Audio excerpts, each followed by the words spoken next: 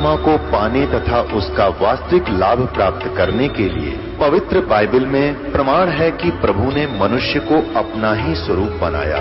6 दिन में सृष्टि रचकर 7वें दिन विश्राम किया। कुरान शरीफ में प्रमाण है कि हजरत मोहम्मद को खुदा स्वयं कह रहे हैं कि मैंने तुम्हें उस परमात्मा की महिमा बताने के लिए भेजा है। वो परमात्मा कबीर है जिसने 6 दिन में सृष्टि रची तथा 7वें दिन तख्त पर जा विराजा। उसकी खबर किसी बाखबर से पूछ कर तो देखो। कृपया अवश्य सुनिए जगत गुरु तत्वदर्शी संत रामपाल जी महाराज के अमृत वचन। सत साहिब दर्शकों, आपको एक ऐसी महिला की दुख भरी दास्तां सुनाते हैं जो ब्रेस्ट कैंसर की 3rd स्टेज से एवं अन्य सांसारिक दुखों से जूझ रही थी। रमा जी ने अपने दुख निवारण के लिए शिव को भगवान मानकर पूजा, लेकिन जब शिव भगवान से कुछ राहत ना मिलती दिखाई दी तो रमा जी झाड़ फूंक का सहारा लेने को मजबूर हो गई, लेकिन उससे भी इनको कोई लाभ नहीं मिला। लेकिन कहते हैं जब आप पूर्ण संत की शरण में आ जाते हैं तो आपके सारे दुखों का निवारण हो जाता है। इसलिए जब इन्होंने संत रामपाल जी महाराज जी की शरण ली तब इनकी कैंसर जैसी बीमारी, जिसको डॉक्टरों ने भी ठीक होने से मना कर दिया, वो कैसे छूमंत्र हो गई। दर्शकों, आइए जानते हैं रमा जी की जीवन परिवर्तन की कहानी इन्हीं की जुबानी। बहन जी नमस्कार। नमस्कार जी। क्या नाम है जी आपका? रमा शर्मा। कहाँ से आए हैं जी आप? गांव सुनी, जिला शिमला, हिमाचल प्रदेश। संत रामपाल जी महाराज जी से नाम दीक्षा आपने कब ली? 16 जून 2018। 2018 में संत रामपाल जी महाराज जी से जुड़े हैं? हाँ जी। संत रामपाल जी महाराज जी से नाम दीक्षा लेने से पहले आप क्या भक्ति साधना करते थे? मैं आम भक्ति करती थी जैसे सारे लोग करते। जैसे वैसे तो मैं शिव जी भगवान की भक्ति करती थी और जैसे व्रत वगैरह लेना सारा भक्ति करती थी और पूजा भी सारी करती थी, पर मेरे को उससे कुछ लाभ नहीं हुआ। क्या किसी साधु संत से भी जुड़े हुए थे आप? नहीं जी। संत रामपाल जी महाराज जी से नाम दीक्षा कैसे ली? आपको कैसे पता चला संत रामपाल जी महाराज के बारे में? संत रामपाल जी महाराज के बारे में मुझे मेरी बुआ है उनसे पता चला। उनके घर हम मम्मी के साथ सत्संग पे गए थे, वहाँ मैंने सत्संग सुना और तभी फिर मेरे मन में विचार आया कि मैं भी सत्संग, मतलब वहाँ पे जब लोगों ने बताया कि ऐसे ऐसे लाभ हुए हमारे को, फिर मैं पीजीआई से मेरा इलाज था चला हुआ, फिर उन्होंने बोला कहते आप ही ले लो। फिर मैंने सोचा कि मैं इनके नियम नहीं कर पाऊँगी। फिर उन्होंने बोला कहते आप पहले थोड़े दिन देख लो, अजमा लो, अगर फ़र्क पड़ेगा तभी लेना आपने। फिर मैंने 17 जून को नाम दीक्षा ली। नहीं, ऐसी क्या जरूरत आना पड़ी कि आपको संत रामपाल जी महाराज से ही नाम दीक्षा लेनी पड़ी? मैं बहुत परेशान थी, बीमारी से बहुत जूझ चुकी थी। मेरे को 3 साल हो गए थे लगातार प्रॉब्लम से। मेरे को ब्रेस्ट की प्रॉब्लम है और 3री स्टेज पे चला गया था मेरा कैंसर। मैं बहुत परेशान थी और घर वाले भी कोई साथ नहीं दे रहे थे। कैंसर की प्रॉब्लम थी आपको? हाँ जी। कहाँ पे आपने दिखाया था कैंसर? सर मेरा इलाज IGMC था चला हुआ। ये कहाँ पे है? शिमला स्नोडन से। इसके अलावा मेरा एक ऑपरेट हुआ था 2 साल पहले। उसके बाद ऑपरेट के बाद भी मुझे कोई फ़र्क नहीं पड़ा। इसके बाद 9 जनवरी को मेरा ऑपरेट हुआ था। उसके बाद 15 दिन के बाद फिर मेरे को दोबारा से और गिल्टियाँ शुरू हो गई। पहले एक में थी, फिर दूसरे में भी चली गई। डॉक्टर का क्या कहना था? डॉक्टर का कहना था ये कि फ़र्क पड़ जाएगा, आपको ऑपरेट करना पड़ेगा। फिर उसके बाद उन्होंने ऑपरेट की डेट दी, मैंने मना कर दी कि मैंने नहीं करवाना ऑपरेट। फिर मैं दवाइयाँ खाती रही। उसके बाद फिर मेरी प्रॉब्लम ज़्यादा बढ़ गई। फिर उसके बाद मैं पीजीआई चली गई। पीजीआई जाते फिर मैंने 1 हफ्ते दवाई खाई, उससे भी मेरे को कोई लाभ नहीं हुआ। फिर उसी के बाद मैं उसी के बीच में सत्संग गई थी, वहीं मैंने सत्संग सुना और फिर 2 दिन मैंने जाप किए, संत रामपाल महाराज जी के जाप किए। जोत नहीं जलाई थी मैंने, क्योंकि मैं इनके नियम नहीं कर पाऊँ, मैंने ऐसा सोचा था। फिर उसके बाद नाम लेने के बाद फिर बुआ की कॉल आई, कहते भैया आप कैसे भक्ति कर रही हो। फिर मैंने बोला मैं क्या भक्ति तो मैं कर रही हूँ, पर मेरे नियम नहीं हो पाएंगे, मेरे को शायद मुश्किल ही लग रहा है कि मैं निभा पाऊँगी। फिर उन्होंने बोला मेरे को कि आप जो जड़ाओ, दंडवत करो, उससे लाभ होगा आपको। फिर मेरा 19 को ऑपरेट होना था पीजीआई में। फिर मैं गई थी पीजीआई। फिर उसी दिन ये बुआ वगैरह भी चंडीगढ़ गए थे, तो इन्होंने बोला कहते हम जा रहे हैं रोहतक। और मेरी डॉक्टर उस दिन ना अचानक छुट्टी पे चली गई, कहते अगर तैने भी आना तू भी चल मेरे साथ। फिर मैं उसी दिन इनके साथ रोहतक चली गई। फिर उस दिन मेरे को इतनी शक्ति आई कि मैं नंगे पाँव पूरे रोहतक में चली, और बिल्कुल जहाँ मैं 1 कदम नहीं चल पाती थी वहाँ मैंने पूरा रोहतक नंगे पाँव से चली। और उसके बाद जब मैं घर आई मैंने दवाइयाँ उसी टाइम से बंद कर दी थी और मैंने जोत भी जलाई, मर्यादा में भक्ति भी की। फिर मेरे को 25 दिन में पता चल गया और मेरी सारी प्रॉब्लमें दूर हो गई। जो ऑपरेट होना था उसकी भी डेट आगे चली गई और फिर जब मैं दोबारा गई पीजीआई, फिर वहाँ टेस्ट हुए तो सारे टेस्ट क्लियर हो गए। अब जो मेरी प्रॉब्लम थी तीसरे स्टेज पे थी, वो मेरा कैंसर खत्म हो गया। ऐसे कैसे हो सकता है? ये बिल्कुल अपने आप में बिल्कुल ही असंभव बात है। लोगों का विश्वास करना इस बात के ऊपर बिल्कुल नामुमकिन है। दरअसल हमें भी इस बात पे बिल्कुल विश्वास नहीं हो रहा कि बगैर किसी दवाई के आपका कैंसर ठीक हो गया, जबकि आप बता रहे हैं कि तीसरी स्टेज में आप थे। हाँ जी, मैं जो भी मेरे को सुन रहे हैं, मैं सुनने वालों को यही बताना चाहूँगी कि जो लाभ मेरे को हुआ आपको भी हो सकता है। भगवान संत रामपाल जी महाराज के सत्संग सुनो। लेकिन बगैर दवाई के, बगैर किसी डॉक्टर के ट्रीटमेंट के कैसे ठीक हो सकता है? क्या मंत्रों के जाप करने से किसी कैंसर का ठीक होना, तो कोई भी व्यक्ति इस बात पे विश्वास नहीं कर पाएगा? सर मैं यही कहना चाहूँगी सभी से कि आप संत रामपाल महाराज जी के सत्संग सुनो, उनकी शब्द वाणी सुनो, उसी से आपको पता चल जाएगा और उनकी भक्ति मर्यादा में करो। अगर कोई व्यक्ति अगर ये वेरीफाई करना चाहे कि आपको कैंसर था, कैसे वेरीफाई कर सकते हैं? कैसे ये पता कर सकते हैं कि वास्तव में ही आपको कैंसर था? रिपोर्टें मैं उनको दिखा सकती हूँ, उनको बता सकती हूँ। सर ये मेरी अल्ट्रासाउंड की रिपोर्ट है, जो मेरा पेट का अल्ट्रासाउंड हुआ था। मेरे पेट में बहुत बड़ी प्रॉब्लम थी और संत रामपाल जी महाराज की शरण में जाके मेरी ये प्रॉब्लम सॉल्व हुई है। उसके बाद मेरे जो ब्रेस्ट में प्रॉब्लम थी 3 साल से चली हुई, ये उसकी क्लियरेंस की रिपोर्ट है। ये उसका अल्ट्रासाउंड है, इसमें मेरे सारे टेस्ट है, जो भी मेरे टेस्ट हुए इसकी सारी रिपोर्ट है, ये सारे ठीक है और मेरा शरीर अब बिल्कुल ठीक है। मैं सभी सुनने वालों को यही संदेश देना चाहूँगी कि आप एक बार संत रामपाल जी का सत्संग सुनो और उनकी ज्ञान गंगा पुस्तक पढ़ो और जीने की राह पढ़ो, उससे आपको खुद ही अनुभव हो जाएगा। डॉक्टर से मिल सकते हैं हम? किसी डॉक्टर का नाम याद है आपको? हाँ जी, पहले मेरा शुरू से डॉक्टर बनर्जी से इलाज चला हुआ था रिपन में, फिर उसके बाद आईजीएमसी, फिर पीजीआई में डॉक्टर दिव्या में मेरे डॉक्टर थे, वहीं से मेरा इलाज चला हुआ था। पर अब मेरी सारी दवाइयाँ 7 महीने से सब कुछ बंद है और मैं बिल्कुल ठीक हूँ। डॉक्टरों का क्या कहना था जब उन्होंने दोबारा से टेस्ट किए? तो उनका ये रिएक्शन था कि ये तो चमत्कार हो गया, ऐसे कैसे हो सकता है। हालांकि मैंने उनको ये भी नहीं कि मैंने दवाई कंटिन्यू खाई है सर, बाकी मैंने कुछ नहीं बोला। और आपने डॉक्टर को झूठ बोला कि आपने दवाइयाँ खाई हैं, लेकिन आपने कोई भी दवाई नहीं खाई थी? मैंने 17 जून से ही दवाई खाना बंद कर दी थी, तब से मैं एक भी गोली नहीं खाई हूँ और अभी तक बिल्कुल ठीक हूँ। लाभ मेरे को बहुत हुए हैं सर से, संत रामपाल महाराज जी से। पेट में पेन थी वो भी ठीक हुई है, ऑपरेट हुआ था पेट का, वो भी सक्सेस रहा। उसके बाद मेरा जो दूसरा ऑपरेशन होना था ब्रेस्ट का, वो भी नहीं हुआ। क्या ये भी लगता है आपको कि यदि आप संत रामपाल जी महाराज की शरण में नहीं जाते और किसी दूसरे संत से नाम दीक्षा लेते तो भी आप ठीक हो सकते थे?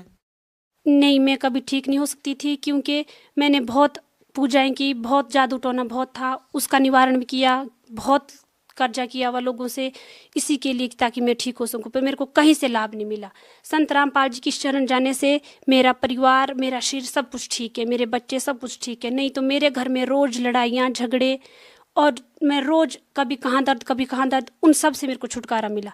मैं सभी सुनने वालों को यही संदेश देना चाहूँगी कि आप संत रामपाल जी की शरण में जाओ, उनके जो नीचे पट्टी आती है वहाँ पे नाम पढ़ो, फ़ोन नंबर लो, ज्ञान गंगा पुस्तक लो, जीने की राह लो, उसमें पढ़ो, उसी से आपको खुद पता चल जाएगा।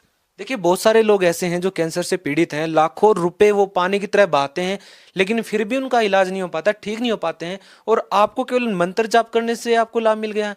आप उन लोगों को क्या संदेश देना चाहेंगे जो कैंसर से पीड़ित हैं? मैं उन लोगों को ये संदेश देना चाहूँगी कि आप सच्ची भक्ति करो, सत्संग सुनो, गुरुजी संत रामपाल जी महाराज के शब्द वाणी सुनो, उसी से आपको लाभ हो जाएगा। मैंने भी 2 दिन सच्चे मन से शब्द उच्चारण किया था, मंत्र जाप किया, उसी से मेरे को 25 दिन में लाभ मिला।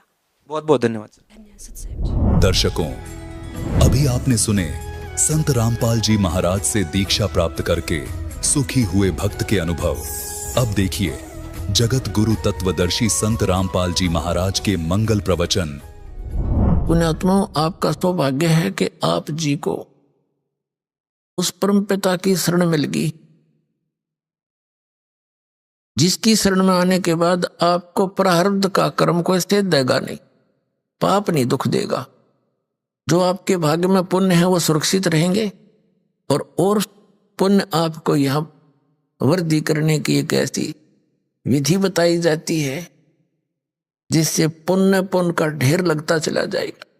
तो इन पुनों से, भक्ति से, मंत्र के जाप से आपने इस संसार में जब तक श्वास है रहोगे तब तक इन्हीं से आपने यहाँ का भी खर्चा चलाना है और इसको सुरक्षित भी रखना है, जो सतलोक में जाने के लिए यह कमाई काम करेगी। तो ये दोनों ही आपके यहां से स्टार्ट हो जाएंगे।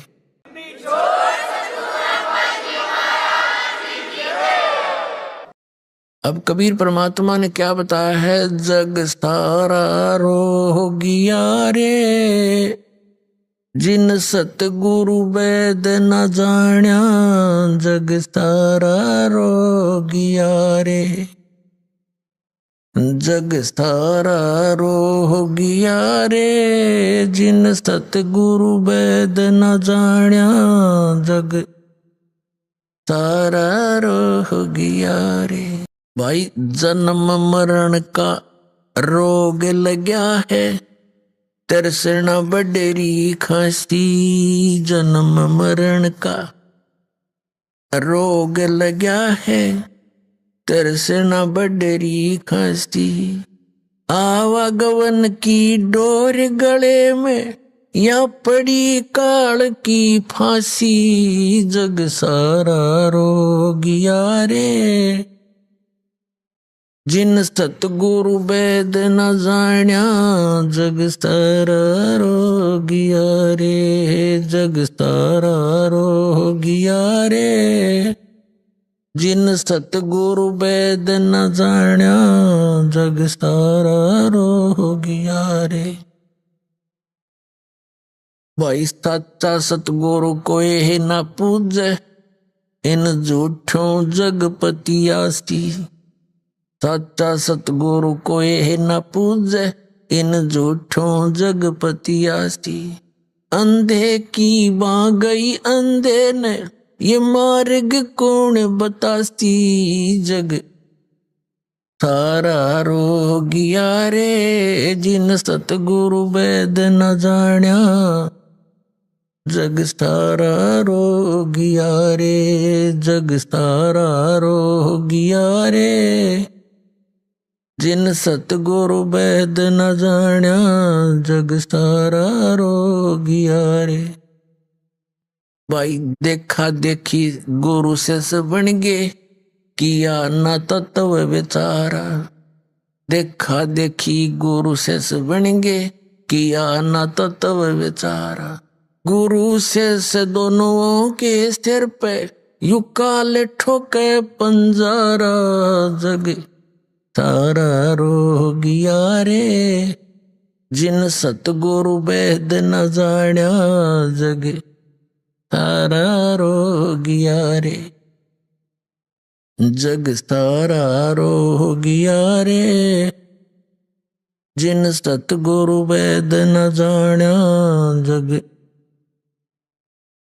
भाई सार शब्द सर जीवन बूटी, गैस गैस अंग लगावे, सार शब्द सर जीवन बूटी, गैस गैस अंग लगावे, कहे कबीर तुम सत कर मानो, ये जन्म मरण मिट जावे, जग सारा रोगिया रे, जिन सतगुरु वेद न जाण्या, जग सारा रोगिया रे, जग सारा रोगिया रे, जिन सतगुरु वेद न जाण्या, जग सारा रोगिया रे। भाई थार शब्द सर जीवन बूटी, गैस गैस अंग लगावे, थार शब्द सर जीवन बूटी, गैस गैस अंग लगावे, कहे कबीर तुम सत कर मानो, ये जन्म मरण मिट जावे, जग सारा रोगिया रे, जिन सतगुरु वेद न जाण्या, जग सारा रोगिया रे, जग सारा रोगिया रे, जिन सतगुरु वेद न जाण्या, जग सारा रोगिया रे। अब परमात्मा बताते हैं कि यहाँ सभी जन्म मरण के रोग से ग्रस्त हैं। आप जी श्री विष्णु जी श्री शंकर भगवान जी की पूजा करते थे। इनको अजर अमर मान कह, ये अज्ञानी गुरु लोग आपको मिसगाइड किए हुए थे। इन भगवानों की पूजा बता के और इनको मृत्युंजय और कालजय, सर्वेश्वर और महेश्वर, सर्व सुखदाई, सब पापों के नाशक बता के ये स्वयं स्वीकार करते हैं कि हमारा जन्म और मृत्यु होता है। हम अविनाशी नहीं हैं, हमारा जन्म और मृत्यु होता है।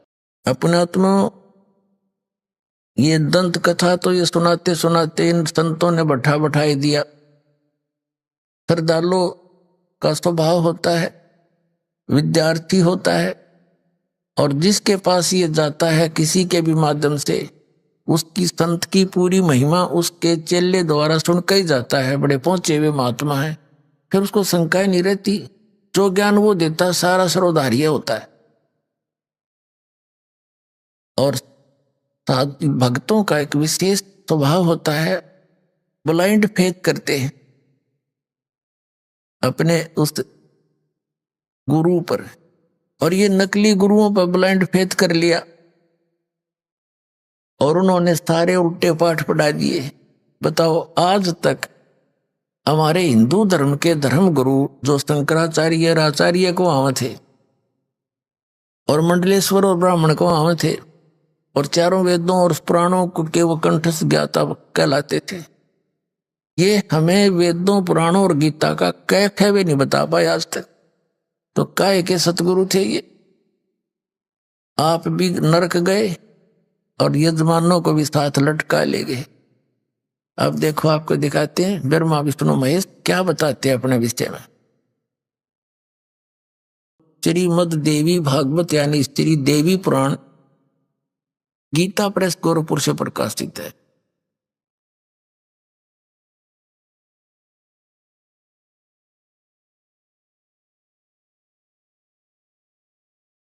संपादक हनुमान प्रसाद पोदार, चमनलाल गोस्वामी,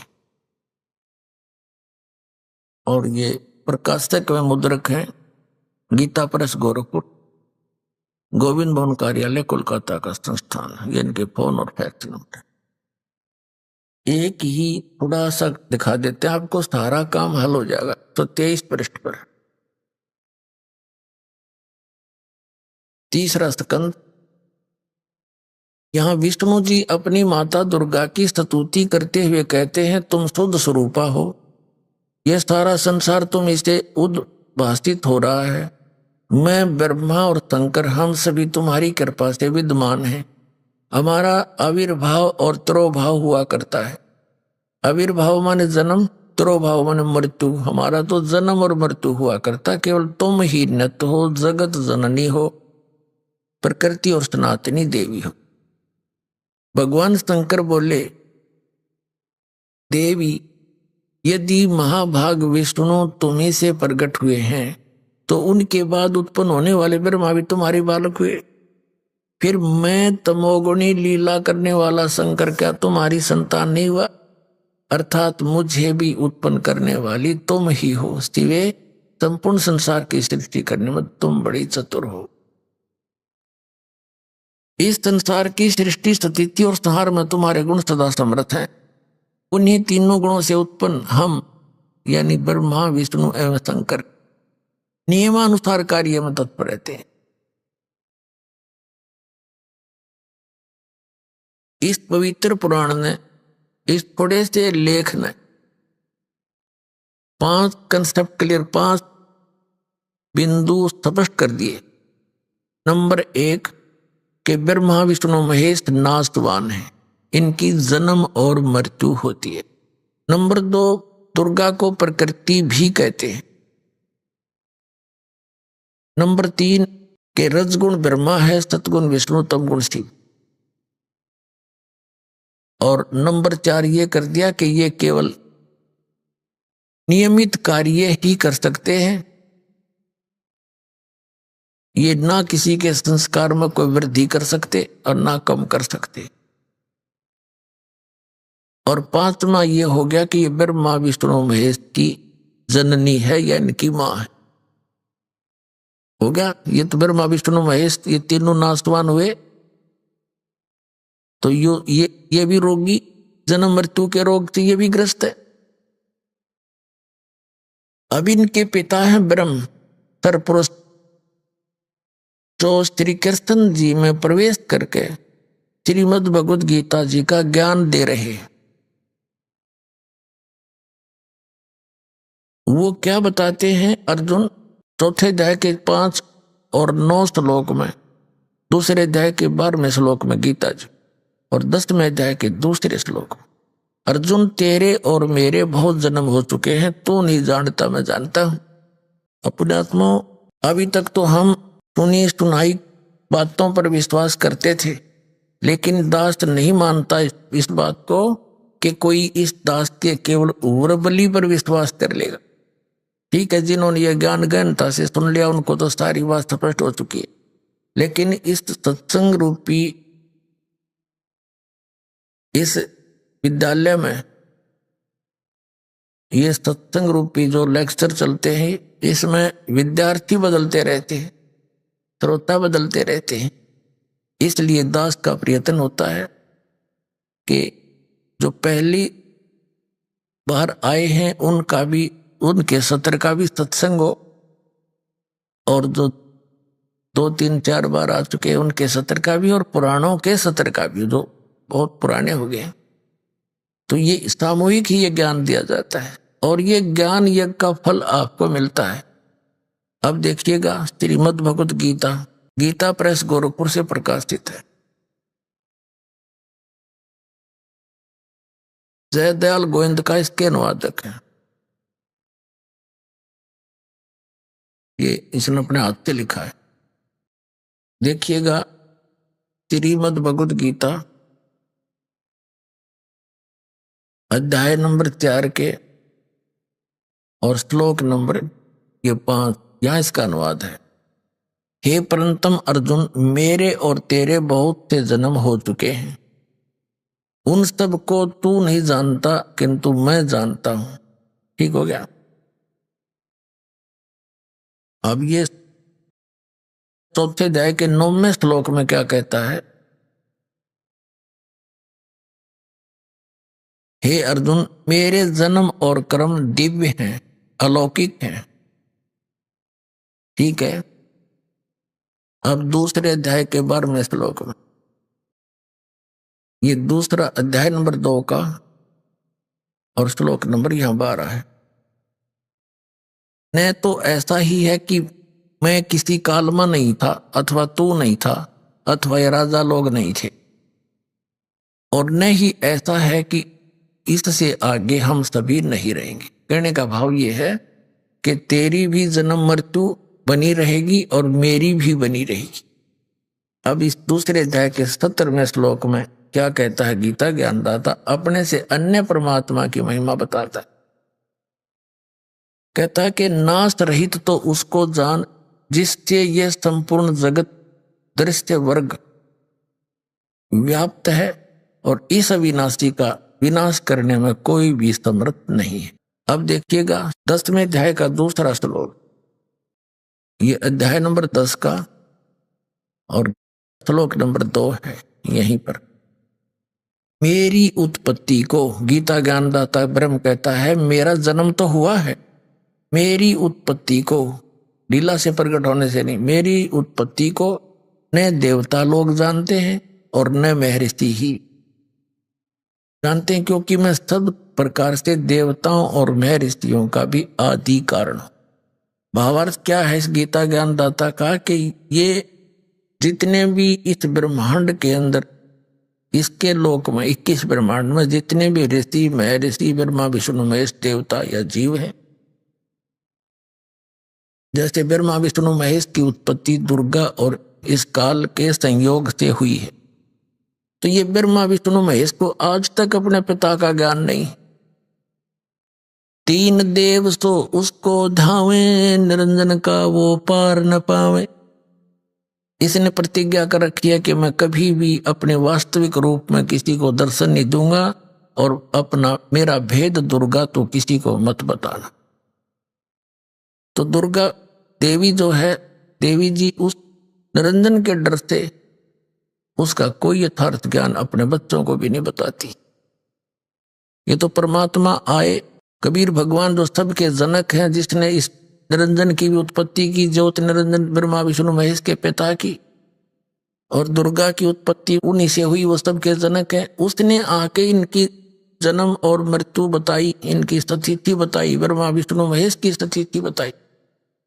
वो हमारा गले नहीं उतरी, क्योंकि उस समय हम अशिक्षित थे। और इन नकली गुरु ब्राह्मण ऋषि महर्षि आचार्य शंकराचार्यों ने 600 वर्ष पहले परमात्मा आए थे, तो उन्होंने परमात्मा के ज्ञान को हमारे तक नहीं आने दिया। ये कहकर के कबीर अशिक्षित है, ये सदग्रंथों से अपरिचित है, संस्कृत भाषा ये जानता नहीं, झूठ बोलता सारी, जबकि परमात्मा सारी सच्ची कहकर चले गए। उस समय के लिखे हुए वचन आज सदग्रंथों ने समर्थन किया, जो भगवान बताया करते थे। अब ये सिद्ध हो गया, ये गीता ज्ञान दाता भी नाशवान, ये भी जन्म मृत्यु के रोग में। अब श्रीमद् भगवत गीता अध्याय नंबर 15 के श्लोक नंबर 16 और 17 में 3 पुरुष बताए हैं, एक थर पुरुष, एक अक्षर पुरुष। थर पुरुष और अक्षर पुरुष तथा इनके अंतर्गत जितने भी प्राणी हैं वो सभी नाशवान है, और ये भी नाशवान है। गीता अध्याय नंबर 15 के श्लोक नंबर 17 में बताया है कि उत्तम पुरुष तो अन्य है, परमात्मा इति उदाहरते, यह लोक तरम आविष्य विवर्ती अवैश्वर। उत्तम पुरुष श्रेष्ठ परमात्मा तो कोई और है इन दोनों से, थर पुरुष और अक्षर पुरुष से। ये देखिएगा श्रीमद् भगवत गीता, गीता प्रेस गोरखपुर से प्रकाशित है।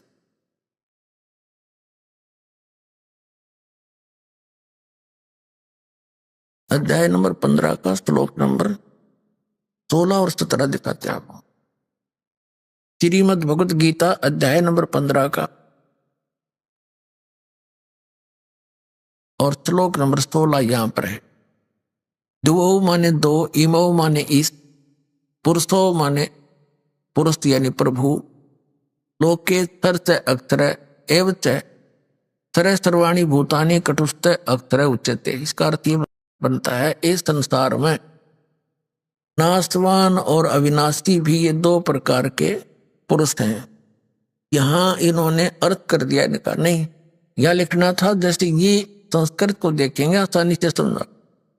ये इमऊ दुवऊ इमऊ पुरुषो लोके थर से अक्षर, यहां लगाना था इस लोक में 2 स्तर पुरुष और अक्षर पुरुष। स्तर पुरुष ये ब्रह्म है, स्तर ब्रह्म, और अक्षर पुरुष ये पर ब्रह्म है। ये दो पुरुष हैं, ये 2 भगवान हैं। यहां देखना, इस संसार में स्तर पुरुष और अक्षर पुरुष लिखना था यहाँ पर। ये 2 प्रकार के प्रभु हैं, पुरुष माने पुरुष हैं, ये 2 प्रकार के हैं। और इस सब प्राणियों के, संपूर्ण प्राणियों के शरीर नाशवान है, जीवात्मा किसी की नहीं मरती। कहने का भाव यह है कि इन दोनों भगवानों के, पुरुषों के जितने भी इनके लोक हैं, इनके अंदर जितने प्राणी हैं और ये स्वयं भी, दोनों नाशवान हैं। सरपुरुष ये ब्रह्म है, 21 ब्रह्मांड का ये मालिक है, और अक्षर पुरुष ये परब्रह्म है, ये 7 संख ब्रह्मांड का स्वामी है। और उत्तम पुरुष है तू अन्य परमात्मा इति उदाहरते। ये देखिएगा गीता अध्याय नंबर 15 के और श्लोक नंबर 17 में, ये 17 में उत्तम पुरुष है तू अन्य है। उत्तम पुरुष यानी पुरुषोत्तम श्रेष्ठ भगवान तो अन्य है, परमात्मा इति उदाहरते जिसको भगवान कहते हैं। इन दोनों से सरपुरुष और अक्षर पुरुष से तो वो अन्य है, कोई और है जो तीनों लोकों में प्रवेश करके सबका धारण पोषण करता, वो अवय ईश्वर है। अवय माने अविनाशी, अवय अविनाशी। यहां देखिएगा उत्तम पुरुष तो अन्य ही है, इन दोनों से भी न्यारा है वो, जो तीनों लोकों में प्रवेश करके सबका धारण पोषण करता है। वो अविनाशी परमेश्वर परमात्मा कहा गया है। अपने आत्मा गीता ज्ञानदाता कहता है, अर्जुन यदि तूने मेरी शरण में रहना है तो युद्ध भी करना पड़ेगा। 8वें अध्याय के 5 और 7 श्लोक में गीता ज्ञानदाता कहता है कि तू युद्ध भी कर, मेरा स्मरण भी कर, मुझे प्राप्त होगा। लेकिन जहां युद्ध करना पड़े फिर वहां शांति नहीं हो सकती। इसलिए 8वें अध्याय के 8, 9, 10 श्लोक में कहा कि तू उस परमात्मा की भक्ति, परम अक्षर ब्रह्म की उत्तम पुरुष है, तू अन्य उसकी भक्ति करेगा तो उसको प्राप्त होगा, मेरी भक्ति करेगा तो मुझे प्राप्त होगा। लेकिन मेरी भक्ति करेगा तो युद्ध करना पड़ेगा, शांति नाम की चीज नहीं। 18वें अध्याय के 62वें श्लोक में कहा कि अर्जुन तू सर्वभाव से, गीता जी में कहा है कि सर्वभाव से उस परमेश्वर की शरण में जा, उसकी कृपा से तू परम शांति को और सनातन परम धाम को, सनातन यानी सबसे सदा का रहने वाला शाश्वत स्थान को प्राप्त होगा। 15वें अध्याय के 1 से लेकर 4 में ये स्पष्ट किया है कि ऊपर को जड़, नीचे को तीनों गुण रूपी शाखा वाला यह उल्टा लटका हुआ संसार रूपी वृक्ष है। और जो संत इसके सभी भाग बता देगा, तना कौन है, डार कौन है, शाखा कौन है और जड़ कौन है, कौन भगवान है, तो वो सवेदवित, वो तत्वदर्शी संत है। उसके पश्चात परमेश्वर के उस परम पद की खोज करनी चाहिए जहां जाने के बाद साधक कभी लौटकर संसार में नहीं आते। और जिस परमात्मा ने सभी ब्रह्मांडों की रचना की है, जो सबका उत्पादक है, और मैं उसी की शरण में हूं, उसी की भक्ति करनी चाहिए और किसी की नहीं। स्पष्ट हो गया। अब इनकी थोड़ी सी आयु बताते हैं। जैसे एक ब्रह्मा जी की मृत्यु कैसे होती है, इसका 1000 चतुर्युग का दिन, इतनी ही रात्रि। एक चतुर्युग में कितने वर्ष होते हैं? सतयुग, त्रेता, द्वापर और कलयुग, इन चारों का पीरियड मिलाकर 43,20,000 वर्ष होते हैं। इसको चतुर्युग बोलते हैं।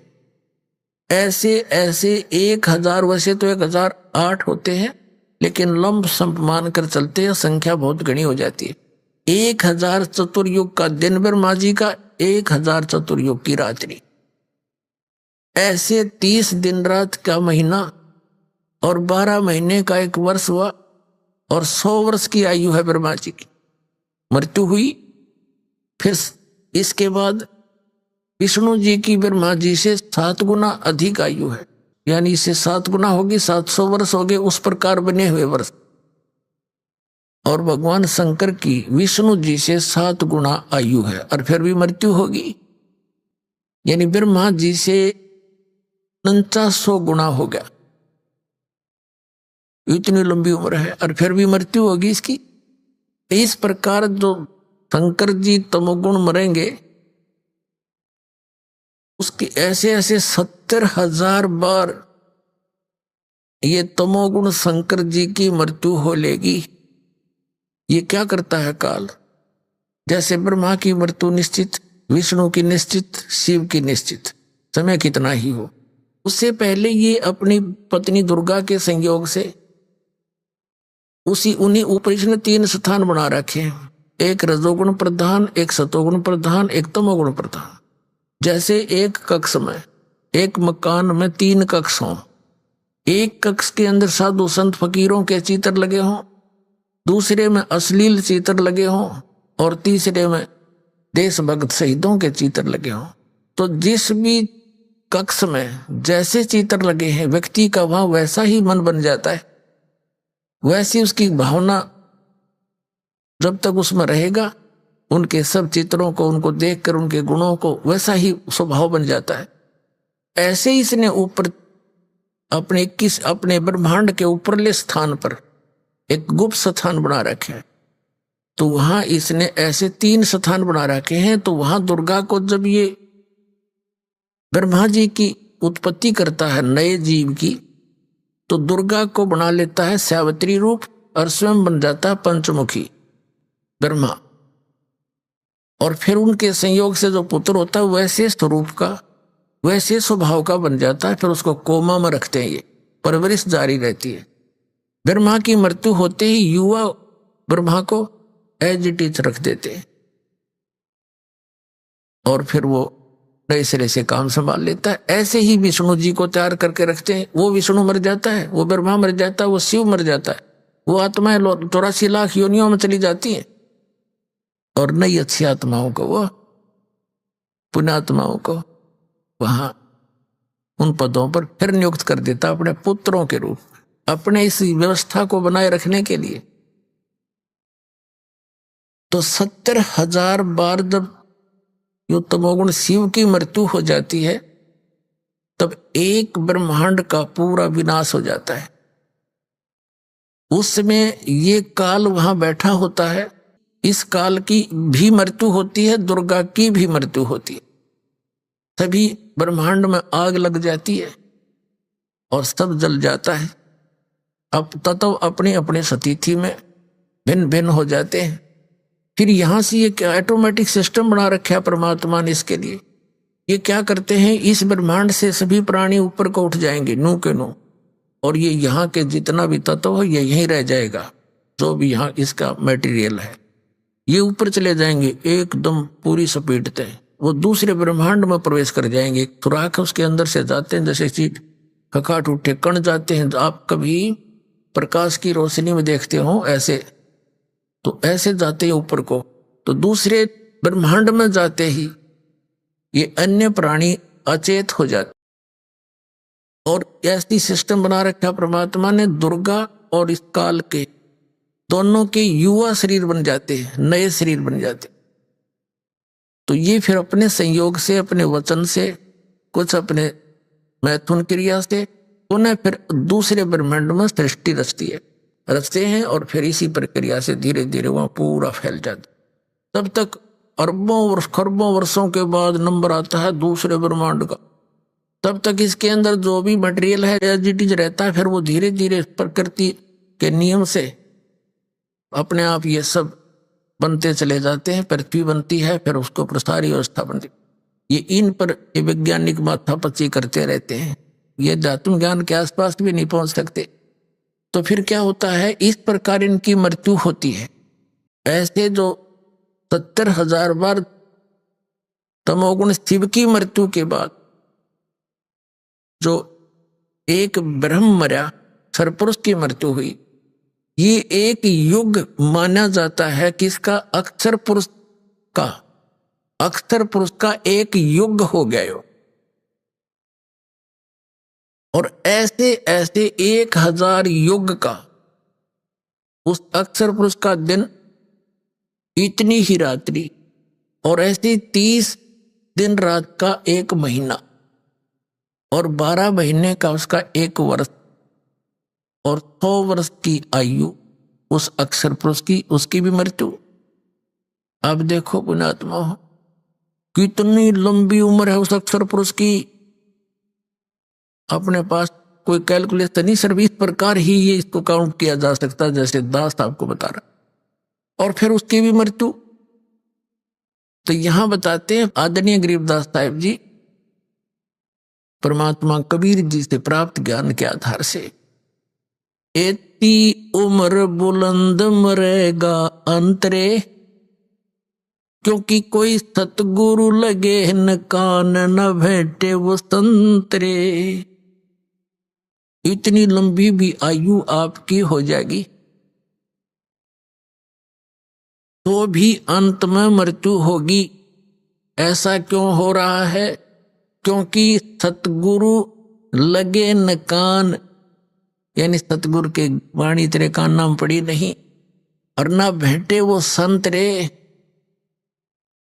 अब जैसे आप भक्त हैं, आप संत हैं, साधु हैं, साधु से जो सीधा चले और भक्ति करे भगवान की, तो आपकी संपर्क में जो व्यक्ति आएगा समाज का,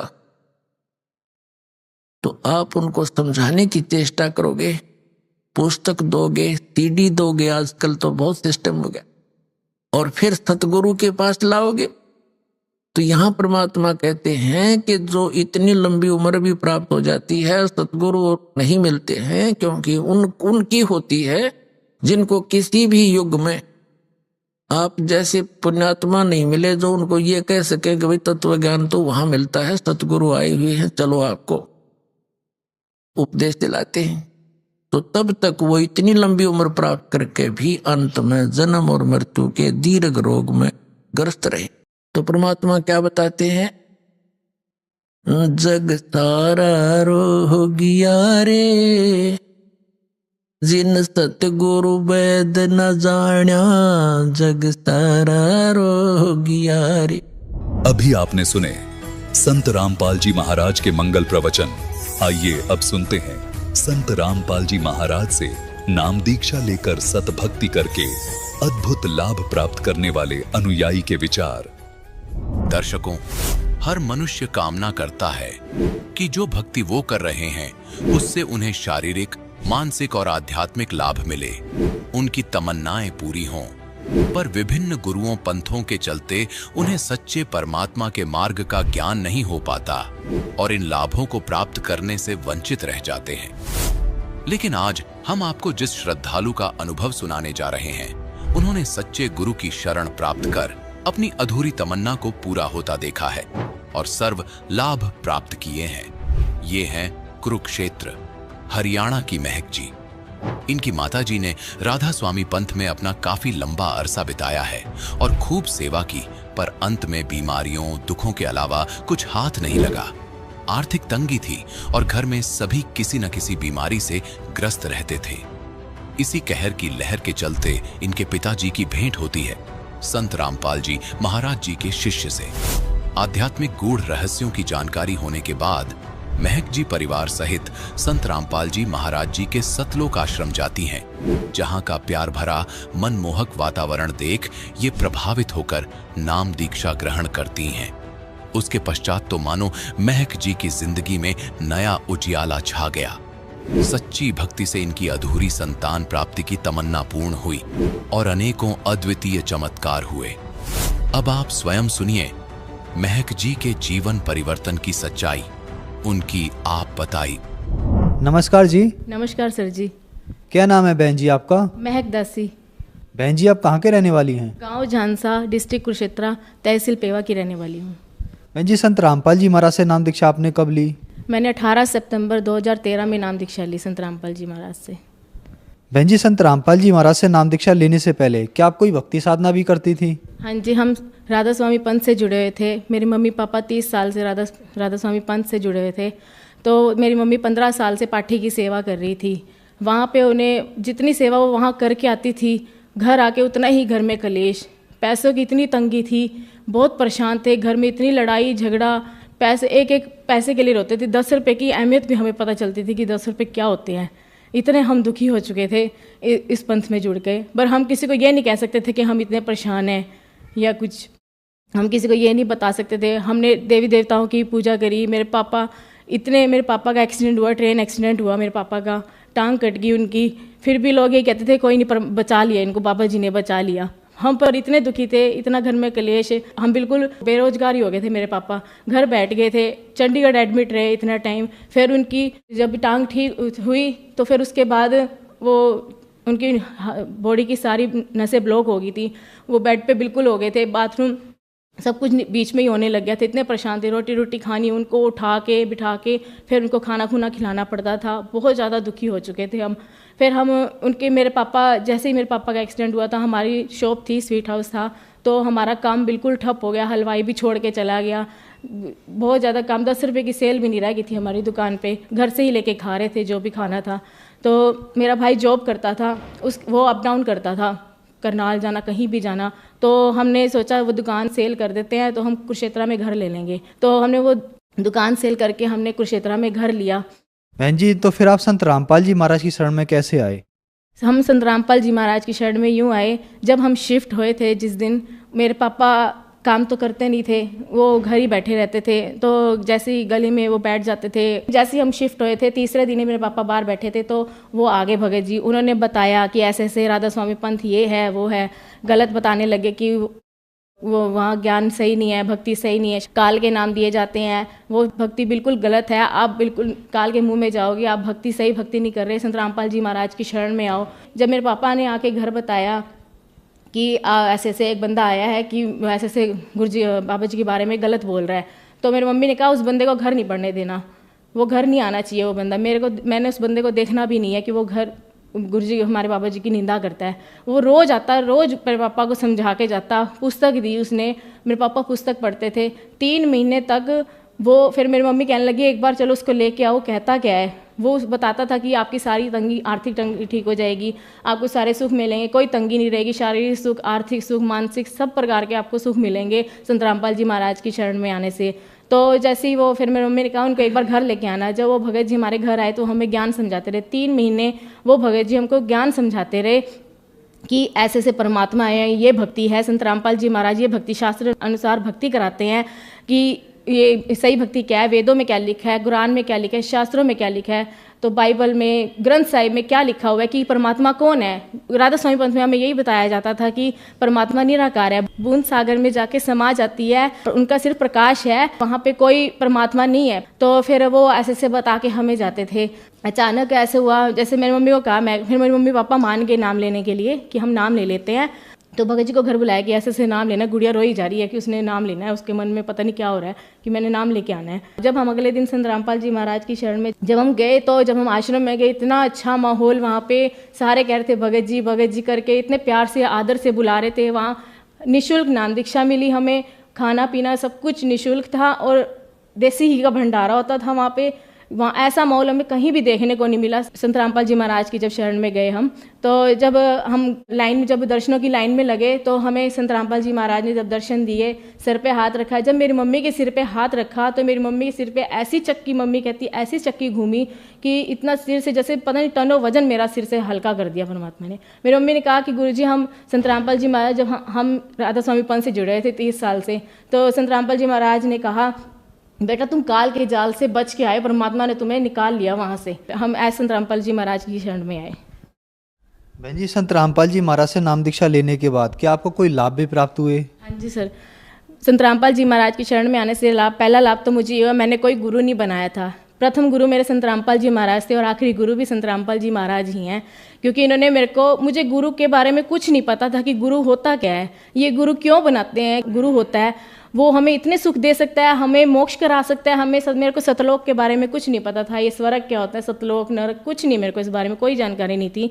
मेरे को संत रामपाल जी महाराज की शरण में आने से ही सारी जानकारी मिली है कि मोक्ष क्या होता है, ये नाम क्या होते हैं, ये काल के नाम है, ये नाम कैसे होते हैं, इनसे क्या सुख मिलता है, क्या नहीं मिलता। ये हमें संत रामपाल जी महाराज की शरण में आने से मेरे को मिला। सबसे पहला लाभ तो मुझे यही मिला।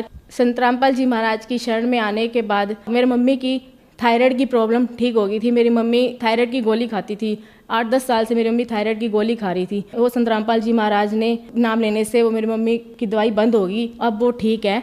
थायराइड की प्रॉब्लम उन्हें उसके बाद कोई प्रॉब्लम नहीं आई। तीसरा लाभ मुझे ये मिला, मेरी शादी के बाद मेरे पास बेबी नहीं था, मेरे को डेट की प्रॉब्लम थी। तो मैंने उस दिन मैं बहुत परेशान थी, मैं दवाइयाँ कर करके थक गई थी। मैं इतनी दुखी हो गई थी कि मैं दवाई खाना, मेरे को एक जहर लगता था कि मैं दवाई खा रही हूँ, मेरे से खाई नहीं जाती। मैं संत रामपाल जी महाराज की अरदास करती थी कि परमात्मा मेरी दवाई छुड़वा दो, मेरे से दवाई नहीं खाई जाती। मैं इतनी थक गई थी दवाइयों से, इतने धक्के खा चुकी थी डॉक्टरों के 2 साल से। तो फिर मैंने उम्मीद छोड़ दी कि मैंने दवाई नहीं खानी, जो करना संत रामपाल जी महाराज करेंगे, अपने तो डॉक्टर ही वही हैं। तो एक दिन हमारे घर भगत जी आ गए, तो वो आया अचानक। संत रामपाल जी महाराज ने जैसे उन्हें हमारे लिए ही भेजा था। तो जैसे ही वो घर आए तो उनसे बात करी मेरी सास ने कि ऐसे से बेबी नहीं हो रहा, ऐसी सी दिक्कत है। तो उन्होंने ना प्रार्थना करवाई गुरुजी से। तो प्रार्थना करवाई तो गुरुजी ने ये जवाब दिया कि जो 60 साल की औरत को बच्चा दे सकता है जो परमात्मा, वो उस बच्ची को भी देगा। संत रामपाल जी महाराज ने ये जवाब दिया। और आप यकीन नहीं करोगे कि मैं 15 दिन बाद मेरी रिपोर्ट पॉजिटिव आई और 9 महीने बाद मेरे पास बेबी हो गया था। और मेरी जो डेट की प्रॉब्लम थी वो भी दिक्कत ठीक हो गई थी। चौथा लाभ मुझे ये मिला कि मेरे ससुर जी हैं, जब हमारा रिश्ता हुआ था, जिस दिन जाना था मेरी मम्मी और ने देखने के लिए, तो उस दिन काम चल रहा था वुडन का मेरे ससुराल में। तो वुडन का काम चल रहा था, वो सामान सारा समेट रहे थे। तो ना पौड़ी पे चढ़े हुए थे, वो पौड़ी स्लिप करती थी, पर वो पौड़ी से फर्श गीला था, पैर चप्पल गीली होने की वजह से ना वो पौड़ी से पैर स्लिप हो गया और उनकी एड़ी की हड्डी क्रैक हो गई। तो डॉक्टर ने बोला कि आपका ऑपरेशन हो गया। वो पहले उनको अम्बाला ले गए, वहाँ मेहंदी रहता डॉक्टर, उन्होंने कहा आपका ऑपरेशन किया जाएगा। एक दो और डॉक्टर को भी अम्बाला में दिखाया, फिर चंडीगढ़ भी लेके गए एक दो बार, पर वहाँ पे कोई इनको राहत नहीं मिली। उन्होंने कहा कि आपका ऑपरेशन ही होएगा। तो पर पापा के मन में प्रेरणा है कि एक बार आप प्रार्थना करवा ले। तो गुरुजी ने आशीर्वाद दिया कि बेटा आप ऑपरेशन करवा लोगे तब भी ठीक हो जाओगे, नहीं करवाओगे तो भी ठीक हो जाओगे। जैसे ही प्रार्थना का जवाब आया था तो थोड़ी देर बाद मेरी सास ने कहा कि ऐसा करो आप एक बार चल के तो देखो, एक दो कदम चल के तो देखो। जब गुरुजी ने, संत रामपाल जी महाराज ने कहा है कि आप आराम आ जाएगा, ऑपरेशन के बिना ही आराम आ जाएगा, तो फिर आप चल के देखो। जैसे ही मेरे पापा चलने लगे, 2-4 कदम रखे, उनको दर्द कुछ नहीं महसूस हुआ और वो सही चलने लगे। और उसके बाद आज 5 साल हो गए हैं मेरी शादी को, अब तक ठीक है वो, उनको कोई दिक्कत नहीं आई है। नहीं तो डॉक्टर ने ऑपरेशन बोल दिया था, वो भी ऑपरेशन में रिस्क बोला था कि आप ठीक हो सकते हो कि नहीं हो सकते हो, कोई गारंटी नहीं है इस चीज़ की। और छठा मुझे ये हुआ था कि मेरे पास ससुर जी ने ना शॉप सेल करी थी हमारी रिलेशन में ही। तो हमारे ना पैसे उसने दिए नहीं, 2.5 साल हो गए थे, 8 लाख रुपए थे हमारी, पैसे नहीं मिल रहे थे। हमने कितनी बार उसको बोला, पापा बहुत दुखी होते थे, परेशान होते थे, रकम छोटी नहीं थी, परेशानी बहुत ज़्यादा हो रही थी कि कैसे मिलेंगे हमें पैसे। हम उसको इतना बोलते थे, वो कहता मेरे पास अभी नहीं है, प्रॉपर्टी बहुत मंदी हो रही है, मैं नहीं दे सकता अभी। तो वो कहता था ये शॉप ले लो। तो फिर मेरे पापा कहते थे नहीं हम नहीं लेते ये वाली शॉप। तो हमारी दुकान के सामने थी, जो दुकान हमारी है उसके सामने ही शॉप थी। तो फिर पापा प्रार्थना करवा लेते हैं गुरु जी को, परमात्मा तो सारे काम संवार देते हैं। तो मेरे पापा ससुर जी बोले, कहते करवा ले प्रार्थना। फिर मैंने एक दिन प्रार्थना करा ली, उनको बताए बिना ही मैंने प्रार्थना करवा ली। तो गुरु जी ने बोला था कि कोई बात नहीं, परमात्मा दया करेंगे। फिर 1-2 महीने बाद ही परमात्मा ने हमें वो दुकान ही दिलवा दी। हमें थोड़े पैसे और डालने पड़े, हमारे पैसे परमात्मा ने वापस दिलवा दिए। और वो पैसे हमें पता नहीं चला कहाँ से आए। हमने गाड़ी भी ली नवी, तो गाड़ी के लिए भी हमने लोन करवाया, उस दुकान के लिए भी लोन करवाया था। वो लोन बंदा खुद चल के हमें लोन के कागज़ देने आया, हम नहीं तो खुद लोन करवाना हो तो बैंक हमें खुद जाना पड़ता है। वो उसके मन में परमात्मा ने पता नहीं संत रामपाल जी महाराज ने क्या प्रेरणा करी, वो बंदा चल के खुद हमारी दुकान पे वो हमें पेपर पकड़ाने आया। तो एक और लाभ ये है कि मेरे पित्ते में पथरी थी, जो डॉक्टर ने मुझे कह दिया था, जितने भी डॉक्टर थे मेरे को यही कहते, जिनके पास गई मैं, उन्होंने मेरे को ये बताया कि आपके पित्ते में पथरी है, आपका ऑपरेशन ही होगा, गॉल ब्लैडर निकाल दिया जाएगा, तो इसका और कोई इलाज नहीं है। और उसके बाद कोई खाने में इतनी दिक्कत, सब कुछ इतनी दिक्कत, इतनी मैं ये सोच के घबराती थी कि क्या बनेगा मेरा, मैं कुछ भी खाऊंगी मेरे को दिक्कत रहेगी। क्योंकि मेरी रिलेशन में कई ऐसे हैं तो जिन्होंने ऑपरेशन करवाया और वो बहुत दुखी हैं, तो मैं बहुत दुखी होती थी। मेरी डिलीवरी भी ऑपरेशन से हुई थी, मेरे को बहुत परेशानी थी कि मैं अब नहीं ऑपरेशन करवाना चाहती, जो करेंगे गुरुजी ठीक करेंगे। मैंने गुरुजी को प्रार्थना कराई, गुरुजी ने कहा कि भक्ति करो, अपने परमात्मा दया करेंगे। तो मेरी डिलीवरी के महीने बाद ही मेरे को इतनी दर्द उठ गई थी, महीने बाद दर्द उठती थी, वो मेरी दिनों दिन बढ़ती चली गई। रोज़ मेरे को दर्द रहने लगी, खाना पीना मेरा हराम हो गया था कि मैं 1 मिनट भी, अगर एक निवाला रोटी का भी गले से नीचे उतर है ना, तो मेरे को दर्द उसी टाइम शुरू हो जाती थी कि मैं क्या खाऊं, मैं भूखी मर जाती थी। अपने बच्चे को फीड देनी, मैं इतनी परेशान हो जाती थी, मैं करूँ तो करूँ क्या। बस संत रामपाल जी महाराज आप ही मेरे को ठीक करो, मैं तो बहुत परेशान हो गई हूँ। तो जैसी मेरी दर्द इतनी बढ़ गई, 2-3 दिन तो मेरे से कुछ नहीं खाया गया। डॉक्टर पास गए इंजेक्शन लगवाने दर्द का, तो उन्होंने कहा कि आप ना वहाँ कुरुक्षेत्र दिखा लो, डॉक्टर को, अग्रवाल डॉक्टर है वहाँ पे दिखाओ। उन्होंने कहा, फिर उनसे राय ली, उन्होंने कहा स्टंट डलेगा आपका, तो स्टंट डलने के बाद आपको पित्ता निकाला जाएगा। क्योंकि मेरी जो गॉल ब्लैडर की पथरी थी वो नली में फंस गई थी और इसकी वजह से जॉन्डिस हो गया था।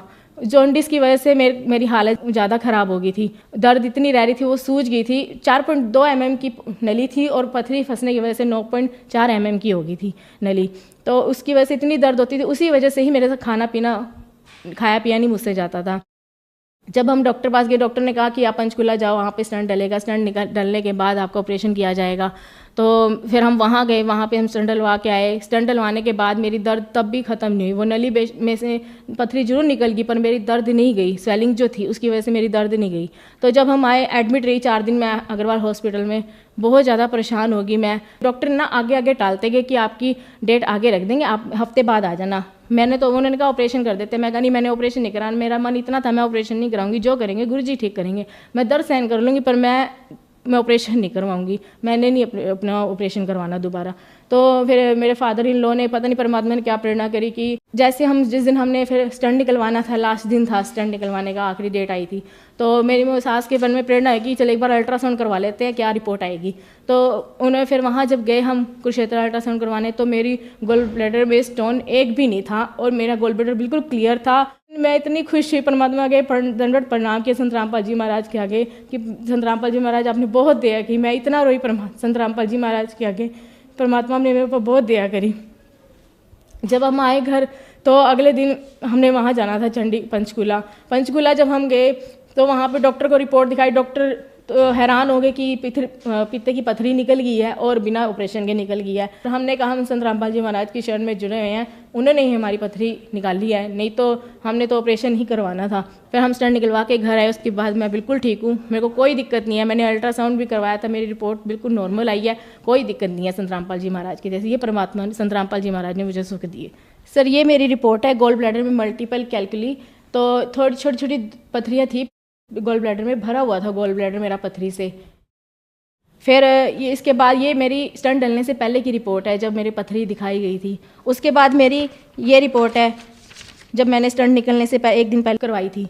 ये gall bladder is wall normal is thickness, मतलब ये वाली रिपोर्ट है, कोई पथरी नहीं है, बिल्कुल क्लियर है पथरी। उसके बाद मेरे को कोई दिक्कत नहीं आई, मैंने 1-2 बार और अल्ट्रासाउंड करवाया, कोई भी दिक्कत नहीं आई, बिल्कुल नॉर्मल है। इस रिपोर्ट को देखने के बाद संत रामपाल जी महाराज पे मेरा इतना विश्वास बन गया कि उन्होंने ही मेरा बिना ऑपरेशन के ही मेरे गोल ब्लैडर से पथरी निकाल दी। उन्होंने इतनी दया करी मुझ पे। मैं सोचती थी परमात्मा लाभ कैसे देता है, कैसे करता है, परमात्मा ऐसे भी लाभ देता है, इतने सुख देता है परमात्मा। संत रामपाल जी महाराज ने मुझे इतने सुख दिए, मुझे नहीं उम्मीद थी कि ऐसे कोई सुख मुझे मिलेंगे। इतने लाभ दिए परमात्मा ने, संत रामपाल जी महाराज ने। अगर मैं सुबह से शाम हो जाएगी, मैं आपको ये लाभ बताते इतने छोटे छोटे लाभ दिए परमात्मा। मन की इच्छाएं सारी पूरी करते हैं, जो हम सोचते थे कि ऐसा कोई परमात्मा है जो हमारी इच्छा पूरी करता होगा। संत रामपाल जी महाराज वही परमात्मा ही है, संत रामपाल जी महाराज जिन्होंने मुझे इतने सुख दिए, और आज उनके गुणों का उनका गुणगान करती फिरती हूँ कि यही संत रामपाल जी पूर्ण परमात्मा है और इस धरती पर आए हुए हैं। जैसा कि आपने बताया कि पहले आप राधा स्वामी पंथ में जुड़े हुए थे, वहाँ आपने बहुत सारी भक्ति साधना की, वहाँ आप बहुत ज़्यादा परेशान भी रहे, आपके फादर भी बहुत ज़्यादा बीमार रहे, लेकिन आप लोग संत रामपाल जी महाराज की शरण में आए तो आपने बताया कि आपकी पथरी बगैर ऑपरेशन के संत रामपाल जी महाराज ने ठीक की। तो संत रामपाल जी महाराज में ऐसा क्या है जो इतनी भक्ति साधना करने के बाद भी पहले आप वहाँ ठीक नहीं हो रहे थे और फिर आप संत रामपाल जी महाराज के पास आकर ठीक हुए?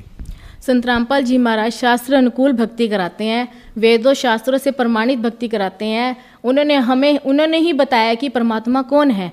संत रामपाल जी महाराज ने ही बताया कि पूर्ण परमात्मा कबीर साहब जी हैं, जो इस धरती पर 600 साल पहले भी आए थे और आज संत रामपाल जी महाराज के रूप में आए हुए हैं। तो उनसे हमने भक्ति जब प्राप्त करी, उन्होंने कहा सुख आपको भक्ति से ही मिलेंगे। और जैसे जैसे हम भक्ति करते गए, हमें संत रामपाल जी महाराज ने इतने सुख दे दिए कि आज उनकी गिनती नहीं है, इतने सुख दिए हैं। पर आज किसी घर में किसी प्रकार की कोई कमी नहीं है। आज संत रामपाल जी महाराज ने इतना कुछ दे रखा है हमें, आज हम उनके गुण गाते हैं परमात्मा संत रामपाल जी महाराज के, कि आज बहुत ज़्यादा उन्होंने हम पे दया कर रखी है। बहन जी, संत रामपाल जी महाराज से नाम दीक्षा लेने के बाद आपको बहुत सारे लाभ प्राप्त हुए, तो जो श्रद्धालु आज आपको देख रहे हैं, खास करके वो महिलाएं जो आज भी दुखी है, उनके लिए आप क्या कहना चाहेंगी? हम तो बहुत तुच्छ जीव है, जो हम संदेश देना चाहेंगे सारे श्रद्धालुओं को यही कहना चाहूँगी कि आप संत रामपाल जी महाराज की शरण में आओ, नाम ग्रहण करो, कल्याण करवाओ। और मानुष जन्म दुर्लभ है, मिले ना बारंबार, तरवर से पत्ता टूट फिरे फिर बहु न लगता डार। ये मानुष जन्म 84 लाख योनियों के बाद एक बार ही मिलता है, और इसमें ही हमें अक्षर ज्ञान दिया संत रामपाल जी महाराज ने, परमात्मा ने, कि अक्षर ज्ञान होने से ही हम परमात्मा को पहचान पाएंगे, हम अपने वेदों शास्त्रों को खोल पाएंगे कि उसमें क्या लिखा है, परमात्मा के बारे में बता रखा है, क्या परमात्मा है, कौन परमात्मा, कैसे भक्ति मिलेगी हमें, शास्त्र अनुकूल भक्ति कौन करवा रहा है, हमें सिर्फ उन्होंने ही बताया है। और आपसे यही निवेदन है सभी से, चैनल पर संत रामपाल जी महाराज का सत्संग आता है, उस पर नीचे पट्टी चल रही होती है, उसमें नंबर दिए गए हैं। आप अगर आपकी इच्छा बने संत रामपाल जी महाराज की कोई ज्ञान गंगा पुस्तक मंगवानी हो, तो आप वहाँ पे कॉन्टैक्ट करके अपना निःशुल्क पुस्तक मंगवा सकते हैं और संत रामपाल जी महाराज की अपना शरण में आकर अपना कल्याण करवा सकते हैं। धन्यवाद जी। धन्यवाद जी।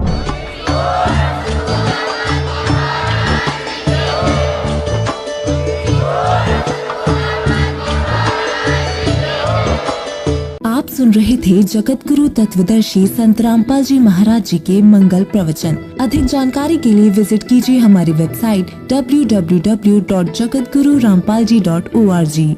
संत रामपाल जी महाराज जी के शुभ आशीर्वाद से पूरे विश्व भर में 500 से भी ज्यादा नाम दीक्षा केंद्र हैं, जिन पर संत रामपाल जी महाराज जी द्वारा ऑनलाइन निशुल्क नाम दीक्षा दी जा रही है। अपने नजदीकी नाम दीक्षा केंद्र का पता करने के लिए संपर्क करें 8222880541।